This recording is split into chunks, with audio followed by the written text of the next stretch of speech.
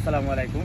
আমরা আছি বর্তমানে পাঁচগড়ি চা পয়েন্ট, এটা সাবন্দরের খান্দাত মৌলভীবাজার সিটির কাছাকাছি এই মনুগাঙ্গর পারো।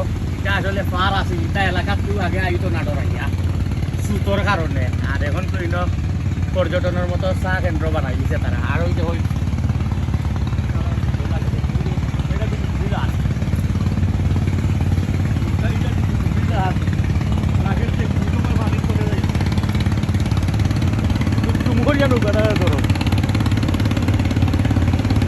এটা পানি চলে যে মুহূর্তে যাইব সিচুয়েশন ক্রিটিক্যাল এটা।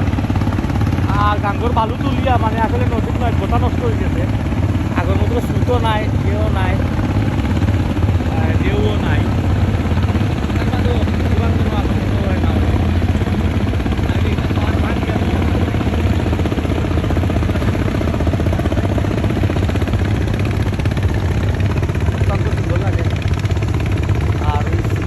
দেখার লাগবে আমরা ভালো লাগে দেখিয়া।